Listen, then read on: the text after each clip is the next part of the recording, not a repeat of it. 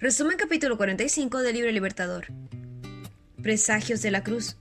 Aún antes de asumir la humanidad, Cristo vio toda la senda que debía recorrer con el fin de salvar lo que había perdido, cada angustia que iba a desgarrar su corazón, cada insulto que iba a amontonarse sobre su cabeza, cada privación de que estaría llamado a soportar, fueron presentados ante su vista antes de que pusiera a un lado su corona y mantos reales y bajara del trono para revestir su divinidad con humanidad. Conoció la angustia que le sobrevenía. Su vida terrenal era tan llena de trabajo y abnegación que fue albergada por la perspectiva de que, al dar su vida por la vida de los hombres, recobraría para el mundo su lealtad a Dios, aunque primero debía recibir el bautismo de sangre. Aunque los pecados del mundo iban a abrumar su alma inocente, aunque la sombra de una desgracia increíble pasara sobre él, a pesar de todo, por el gozo que le fue propuesto, eligió soportar la cruz. Se acercaba el tiempo en que los elegidos compañeros de su ministerio debían ver a quien amaban y en quien confiaban colgado en la cruz del Calvario. Pronto tendrían que dejar de afrontar al mundo sin consuelo de su presencia visible. Él sabía cómo los perseguirían el odio y acérrimo de incredulidad, y deseaba prepararlos para sus pruebas. Jesús y sus discípulos habían llegado a uno de los pueblos de los alrededores de Cesarea de Filipos. Estaban fuera de los límites de Galilea, en una región donde prevalecía la idolatría. Iban a hablarles de los sufrimientos a los que le aguardaban, pero primero oró a Jesús para que sus corazones fuesen preparados para recibir sus palabras. No les comunicó enseguida lo que deseaba impartirles, sino que les dio la gran oportunidad de confesar su fe en él. Preguntó: ¿quién dice la gente que es el Hijo del Hombre? Con tristeza los discípulos se vieron obligados a confesar que Israel no había sabido reconocer a su Mesías. Las multitudes que habían sido alimentadas en Bethsaida habían deseado proclamarlo rey de Israel. Muchos estaban listos para aceptarlo como un profeta, pero no creían que fuera el Mesías. Jesús entonces hizo una segunda pregunta, relacionada a los discípulos mismos. ¿Y ustedes, quién dicen que soy? Pedro respondió: tú eres el Cristo, el Hijo del Dios viviente. Él no esperó que los honores regios coronasen a su Señor, sino que lo aceptó en su humillación. Pedro había expresado la fe de los 12. Jesús contestó a Pedro: bendito eres, Simón, hijo de Jonás, porque mi Padre que está en el cielo te lo ha revelado.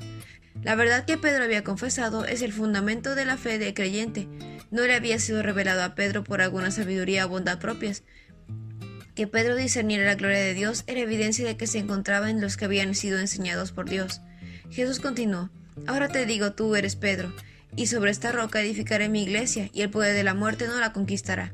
La palabra Pedro significa piedra, un canto rodando. Pedro no era la roca sobre la cual se fundaría la iglesia. Las puertas de la muerte prevalecieron contra él cuando negó a su Señor con maldiciones y juramentos.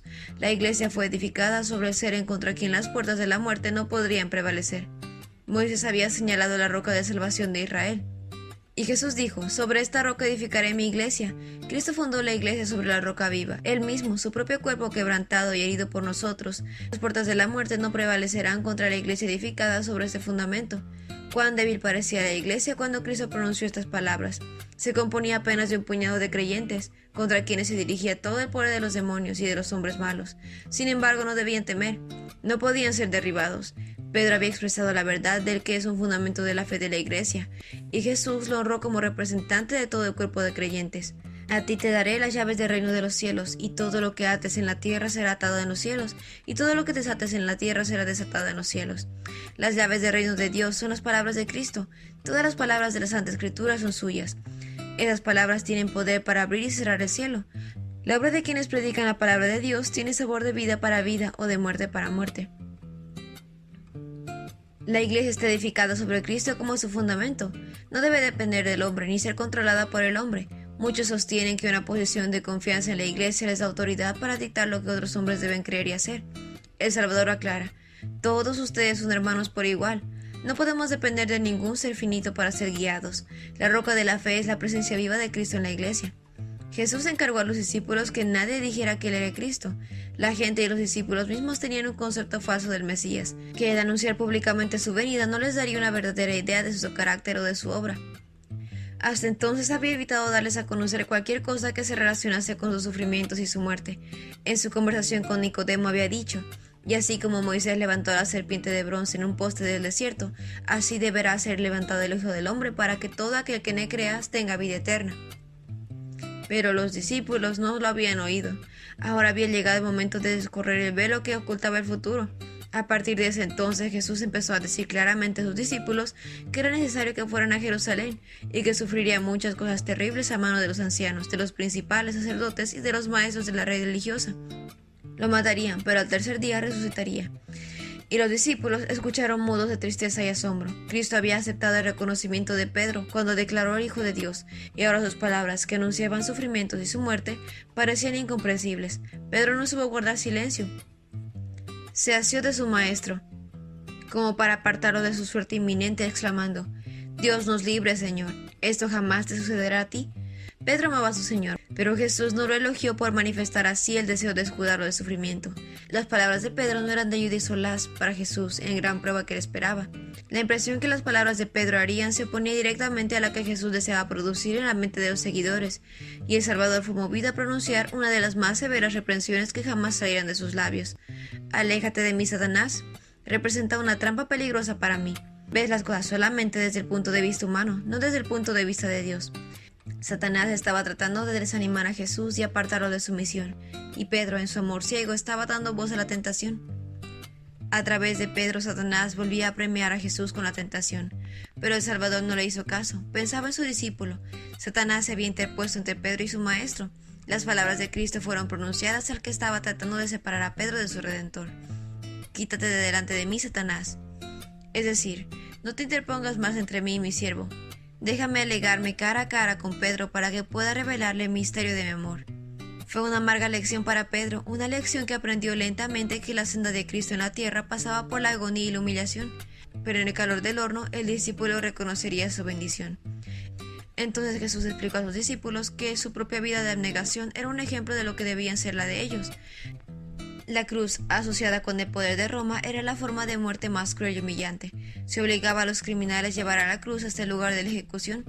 Con frecuencia, cuando estaban por poner sobre los hombros, resistían con desesperada violencia hasta que quedaban dominados.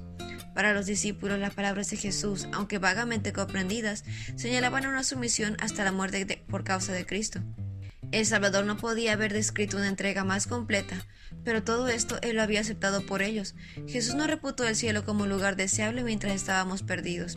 Él dejó a los atrios celestiales por una vida de oprobios e insultos y una muerte humillante. El que era rico en los inestimables tesoros del cielo se hizo pobre, con el fin de que por su pobreza fuésemos enriquecidos. Hemos de seguir en la senda que Él pisó. El que quiera salvar su vida la perderá, y todo el que pierda su vida por causa de mí y del Evangelio la salvará. El egoísmo es de muerte. Cristo señaló a sus discípulos la venida de gloria de las huestes celestiales, y entonces dijo: pagará cada uno conforme a sus obras. Luego, para alentarnos, les dio la promesa: les digo la verdad, algunos de los que están aquí ahora no morirán antes de ver al Hijo del Hombre llegar en su reino. Pero los discípulos no comprendieron sus palabras. Sus ojos estaban fijos en la pobreza, la humillación y el sufrimiento. ¿No habían de ver a su Señor exaltado al trono de David? ¿Podría ser que Cristo fuera despreciado, rechazado o ejecutado? La tristeza oprimía su corazón. Les parecía incomprensible que el Hijo de Dios fuese sometido a tan cruel humillación. ¿Por qué habría de ir voluntariamente a Jerusalén para recibir el trato que esperaba allí? ¿Cómo podía resignarse a una suerte tal y dejarlos en mayores tinieblas que aquellas en las cuales debatían antes de que se revelase a ellos? Los discípulos razonaban. En la región de Cesarea de Filipos, Cristo no tenía nada que temer del odio de los judíos, ni el poder de los romanos. ¿Por qué no trabajar allí? ¿Por qué necesitaba entregarse a la muerte? Si había de morir, ¿cómo podría establecer su reino tan firmemente que las puertas del infierno no prevaleciesen sobre él?